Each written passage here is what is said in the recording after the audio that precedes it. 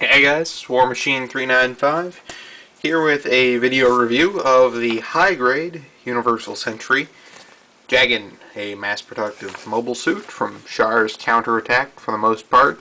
So this guy came out in 2009, so he's a couple years old now. Not too bad though, he's a nice kid. Alright, so we'll pull him out. Worth noting right away, it comes with all standard Jegan armaments. You get two open fists, one here, and a trigger finger hand for the beam rifle. And that is it for hands. Alright, so not quite the same as what you get normally now. Alright, so off to the side with that, and we're going to start with some articulation. Alright, as soon as I get the shield off. That'd be a start, right? Ditch the beam rifle. Alright, so starting with the head, you can see that it is a fairly nice head. Here, we'll zoom in a bit. Alright, so for the head, you have a hinge, which allows you to walk forward and back. Alright, so that's pretty good. And it's on a ball joint that's really stiff. It's a plastic ball joint. Okay, so in theory, I think you can get it to rotate 360, but I think the backpack gets in the way most of the time. So just kind of keep that in mind. Alright, so shoulders. Over here, you can see this hopefully. You have this nice panel here on the shoulder that moves along with it, so you can actually get your shoulder to translate up like that, so it's actually sitting over top of the torso, which is a cool feature. Kind of looks like you can roll his shoulders or dislocate them, one or the other, right? So the shoulder armor itself has a little wobble to it. Alright, the arms can move with the help of that bit where it can dislocate them almost. Well, you can see here, it's a little over 90 degrees out from the chest. So it's a little better than average in that regard. Right,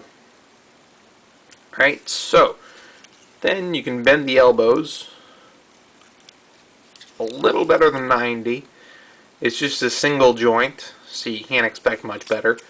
The wrists are ball joints, so kind of get a nice little bit of wobble and rotate as usual.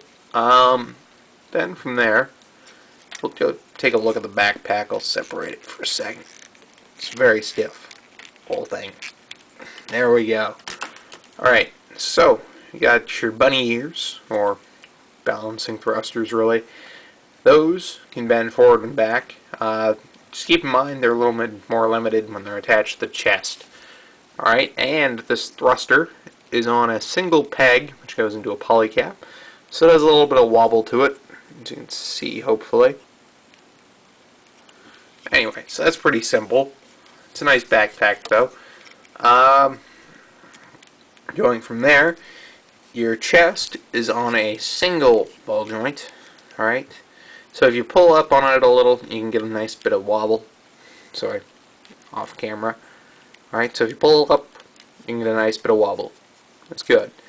You cannot get 360 if you leave the side skirts on or the backpack. It is not going to work. Alright, now the legs with their ball joint, given that they don't have any skirt armor, front or back, are pretty articulated. It can kick itself in the backpack, almost anyway, except for the backpack gets in the way, right? It can't kick itself with the foot, but it can kick itself with the shin. Alright, and then at the front, so right there, I give you your Limbo Champion. Alright, so it's good there. It has a kind of early version of that hip mechanism, which most people associate with the 00 lineup. Alright, so I can get a nice little swivel right there at the hips. Alright, so knees are double jointed, though they're still a little limited by the leg armor itself. Alright, so you get nice articulation there, a little better than 90. The ankles are a hinge and then a ball joint, but it doesn't actually have any movable armor down there that gets in your way. So it's easy to move. Yeah. So, overall, this guy gets fairly decent articulation, and a lot of it's due to the fact that the legs don't have all the armor that one often associates with a Gundam kit. So, no skirts and no ankle armor. Make articulation down here pretty good. Alright. So, for accessories, get this nice shield, which in my opinion is probably one of the nicest that any Gundam series has. You get 3 colors, all part separation, so you don't have to paint any of this. I suppose it looked nicer with painting though. Alright, so just keep that in mind. The rifle is standard to the Jegan, and some of the more recent Jegan molds still use this.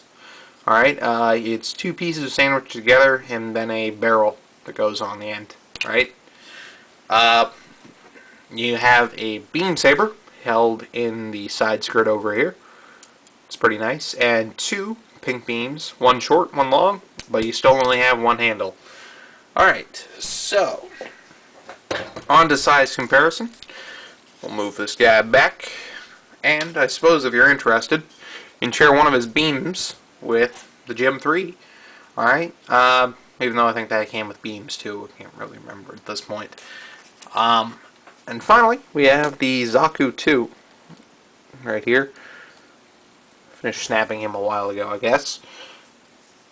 And eventually he'll get painted. So, that we have 3 greenish MS for size comparison. Hopefully you can see that the Jegan is a slight bit taller than the Gem 3 is.